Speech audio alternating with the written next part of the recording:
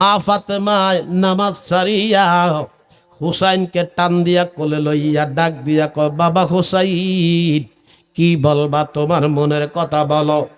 হুসাইন একটা ডাক দিয়া কয়, মা গো মা, তোমার আব্বারে আর আমি নানা কইতাম না। কয় কেন কইতা না? কয় তোমার আব্বার বিচার ভালো না, আমার ভাইয়া হাসাইনকে বেশি মুহাব্বত করে মা, আমারে কম মুহাব্বত করে গো। আমি তোমার আব্বারে নানা কইতাম না।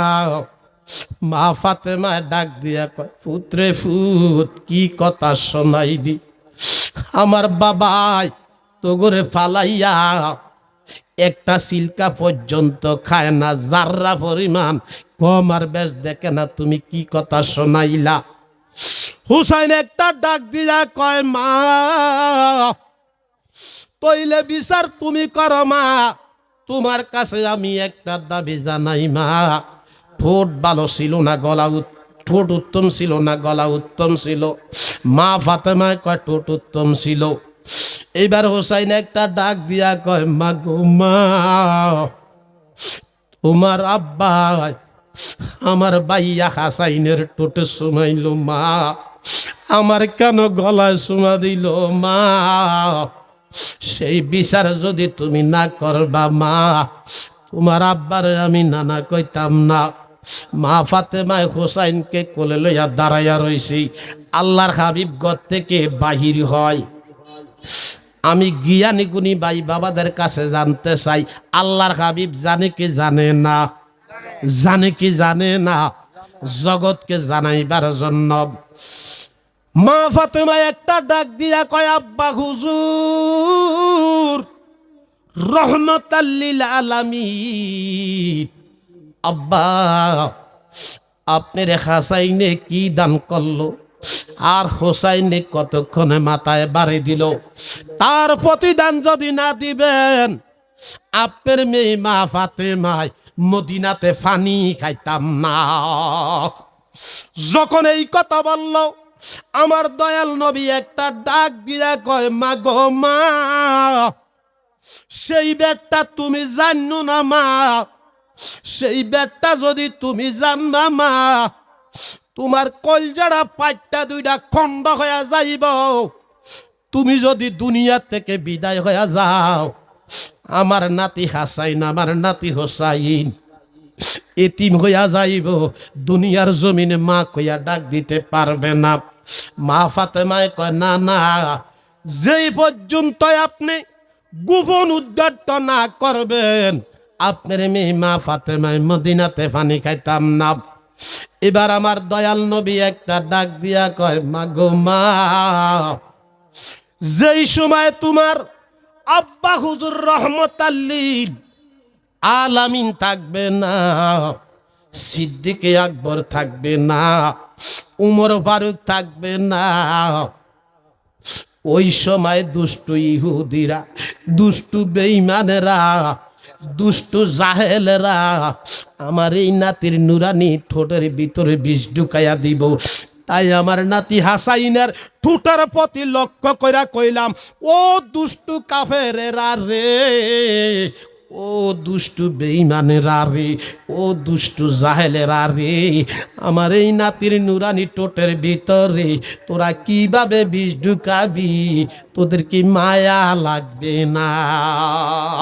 এই কথা বলিয়া সুমা দিছি মা, তুমি বেজারে হইও না।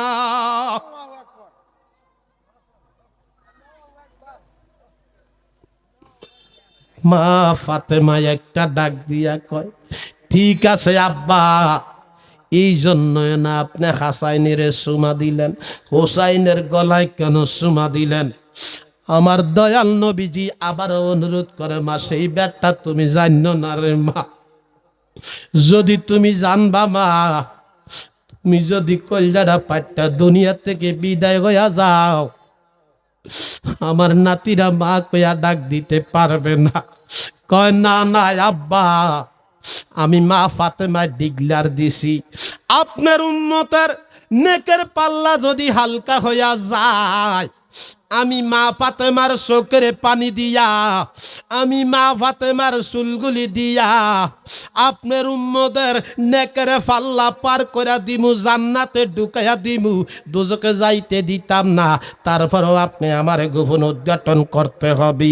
আমার দয়াল নবী একটা ডাক দিয়া কয়, মা গো মা, যেই সময় তোমার আব্বা হুজুর থাকবে না, রহমতাল লিল আলামিন থাকবে না, সিদ্দিকে আকবর থাকবে না, আমির হামজা থাকবে না মা, ওই সময় একা একাই কাবলে জুমা মা, শুক্রবারে কারবালার জমিনে উত্তপ্ত বালুর উপরে শোয়াইয়া আমার এই নাতি হোসাইনের গলার মাধ্যমে যখন দুষ্ট ইহুদিরা ছুরি চালাইয়া দিব, তাই হোসাইনের গলার প্রতি লক্ষ্য করে কইলাম, ও দুষ্টু কাফেরেরা রে, ও দুষ্টু বেঈমানেরা রে, ও দুষ্টু জাহেলেরা রে, আমার এই নাতির নুরানি বদনে তোরা কিভাবে ছুরি চালাইবি, তোদের কি মায়া লাগবে না?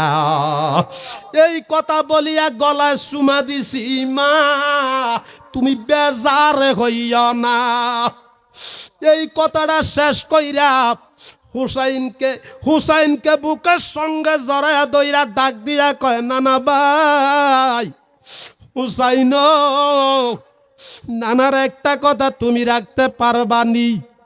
হুসাইন একটা ডাক দিয়া কয়, নানাজি যতক্ষণ হুশ আছে, যতক্ষণ জ্ঞান আছে, আপনার একটা কথাও আবার ঠিক করতাম না। আমার দয়াল নবী একটা ডাক দিয়া কয়, হুসাইন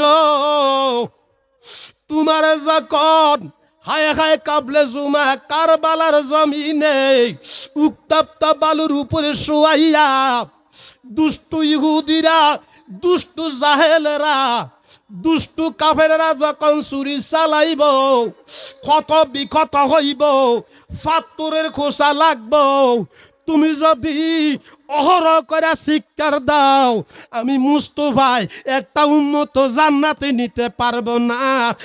তুমি আমার উম্মত দুজকে নিও না।